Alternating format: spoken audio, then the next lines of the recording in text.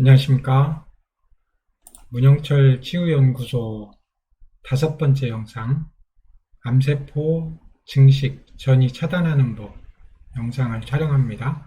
첫 번째, 세포 단위 질병치료 가설에 의해서 모든 난치병은 병든 세포 잘 제거하고 건강한 세포 더 건강하게 하면 치료할 수 있다.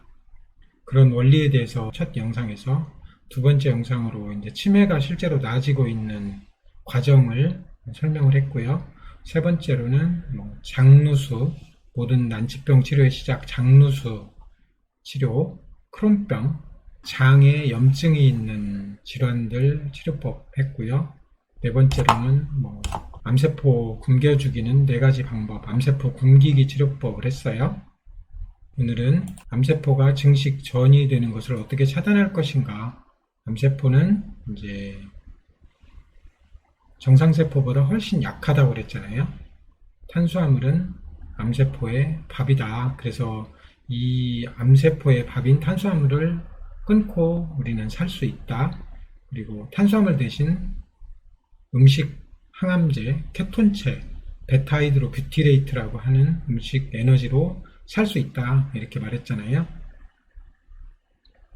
그래서 암세포 굶기기 천연 약제도 소개하고 암세포 굶기는 운동법도 소개를 하고 그랬잖아요. 그러면 오늘은 암세포 증식 전이를 차단하는 법, 음식 항암제 케톤체로 사는 방법, 케톤 생성 식사법을 하잖아요. 그러면 우리 몸에서 이거는 자연스러운 생리 과정이에요. 항암 효과가 있다. 이런 것들에 대해 설명을 해보겠습니다. 꼭 기억해야 할 것이 있는데요. 3, 4기 암 환자는 현대의학 항암제, 방사선 치료, 그 다음에 수술로는 거의 나을 수 없습니다.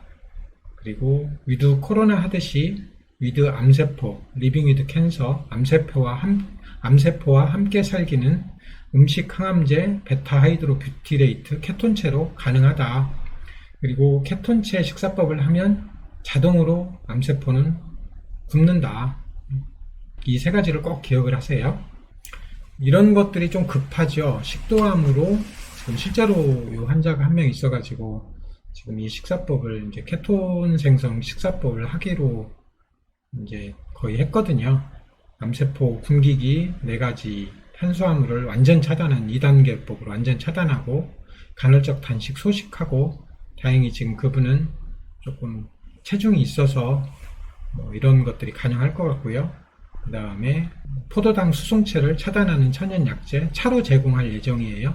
그리고 포도당 수송체를 차단하는 운동법, 이런 것들로 암세포의 증식 전이를 차단하는 방법을 사용하려고 해요. 그러면 음식 항암제 케톤체가 어떻게 암세포를 증식 억제하는지 분자생물학 수준으로 한번 잠깐 알아보면, 케톤 생성 식사법을 하면 IGF-1이라고 하는 인슐린 유사정장 인자를 차단해요. 그래가지고 모든 암세포는 염증 신호로부터 출발을 한다고 그랬잖아요. 그래서 그것을 차단해서 암세포의 증식 전이를 차단을 할 수 있어요. HCAR2라고 하는 것을 자극해서 PX를 자극해서 암세포의 증식을 차단해요. PKM2를 차단해가지고 암세포의 증식 이런 걸 차단하고요.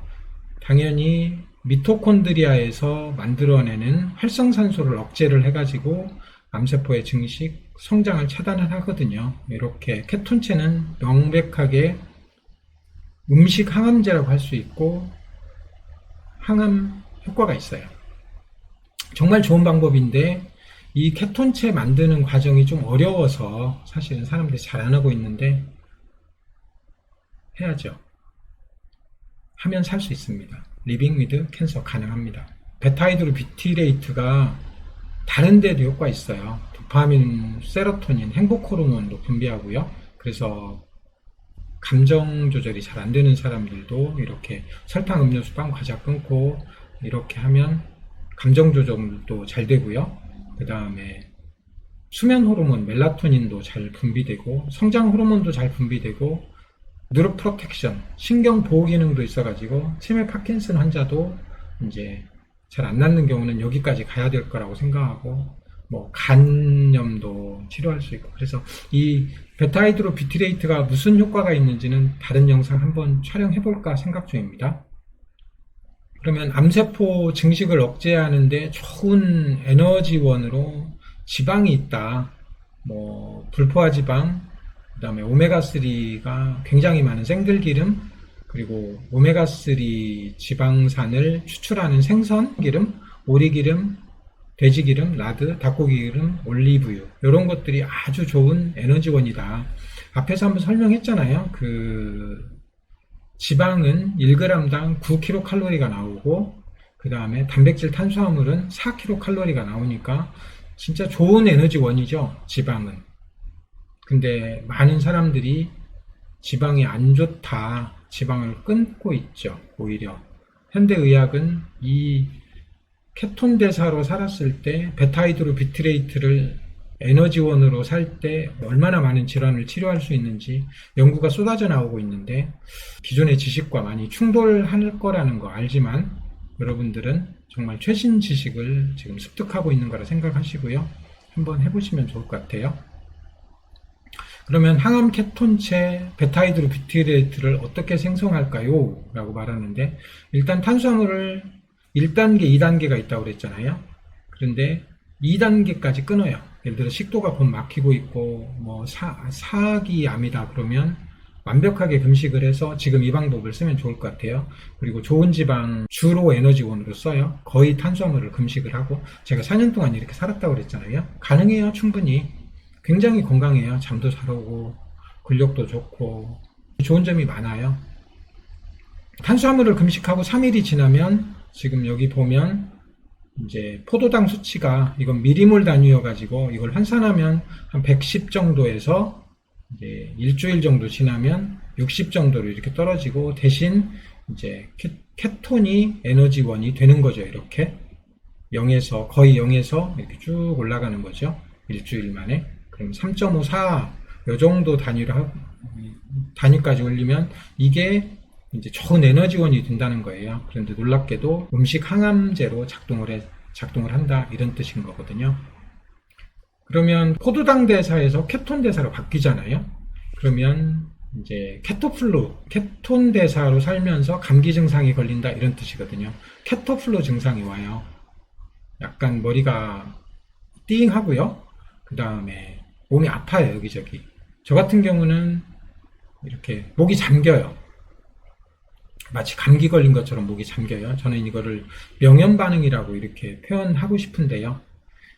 정말 신기하게도요, 제가 4년 동안 완벽하게 탄수화물을 끊은 건 아니고 어쩔 수 없이 사람들을 만나면 이제 밥을 먹을 때가 있어요. 그러면 밥을 2끼를 연속 먹으면 포도당 대사로 싹 바뀌어요. 그 다음에 이제 안 먹어요? 그럼 케톤 대사로 바뀌면서 이 증상이 어김없이 찾아와요. 그래서 케톤 대사를 할 때는 계속 케톤 대사로 살게 만드는 게 중요해요. 이런 증상이 오면 굉장히 힘들거든요. 뭐 이럴 때 환자들한테도 해봤는데, 아세트아미노펜 같은 거 진통 소염제 쓰면 조금 빨리 줄어요. 하루 이틀 갈 것이 뭐 반나절이면 좀 좋아지긴 하는데, 그래도 이런 증상으로 왔다 갔다 하면 힘들어요. 그래서 많은 사람들이 이렇게 말을 합니다. 나는 간암인데, 나는 폐암인데, 나는 뭐 전립선암인데, 나는 식도암인데, 나는 뭐 자궁암인데, 나는 유방암인데, 다 다른 암을 어떻게 이렇게 하나로 설명하느냐. 사실 암은 육종암, 뼈, 근육, 힘줄 이런 데에 생기는 육종암, 이런 암은 드물어요. sar코마라고 하는 육종암. 요거 외에는 다 기관을 싸고 있는 상피, 에피셀리알 셀을 싸고 있는 데서 암이 생겨요. 그래서 기원은 동일한 거예요, 사실은. 그래서 지금 요 방식대로 암세포 굶기기 이렇게 하면 그냥 췌장암이나 간암이나 폐암이나 다 같아요, 사실은. 그래서 이런 방법을 쓰면 되죠. 음식 항암제 케톤체로 살기, 이렇게 제목을 달아봤어요. 암세포의 밥, 탄수화물을 끊고요. 좋은 지방을 에너지원으로 우리는 살 수 있어요.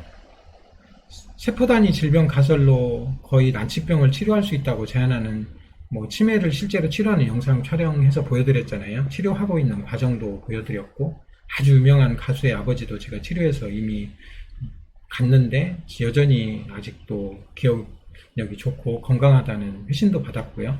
저는 제가 먼저 해봤어요. 4년 동안 이렇게 탄수화물 거의 먹지 않고 살 수 있어요. 당연히 여러분도 할 수 있습니다. 이렇게 하면 암세포의 증식, 전이를 차단하고 리빙 위드 캔서, 암세포와 더불어 살기가 가능하죠. 다음 영상은 좀 길 것 같아요. 왜냐면 9가지도 있고 좀 더 많거든요. 하나하나가 암세포를 부작용 없이 치료할 수 있는 하나의 방법이거든요. 왜 이렇게 복잡한 방법을 써야 되냐면 기존의 항암제로 방사선 치료로 하는 방법은 너무나 부작용도 심하고 사실 30년 동안 이 암과의 전쟁을 했지만 한 20-30% 성공률 있는 면역 항암제 빼놓고는 의미 있는 항암제가 없어요. 그래서 어쩔 수 없이 이렇게 조금 암세포는 유전자 돌연변이 문제라기보다는 음식 대사질환이다 이런 관점으로 치료하는 추세고요. 그럼 리빙 위드 캔서를 어떻게 할래? 이런 것들은 잘 과학적으로 탐구를 하고 이렇게 해야죠. 여러분들도 할 수 있습니다. 좋은 이런 것들을 잘 아는 좋은 의사와 함께 하면 말기 암 환자도 제가 어떻게 100% 산다고 말하겠어요. 하지만 어쩌면 해볼 수 있는 방법이 있는 거죠. 여러분들 할 수 있습니다. 감사합니다.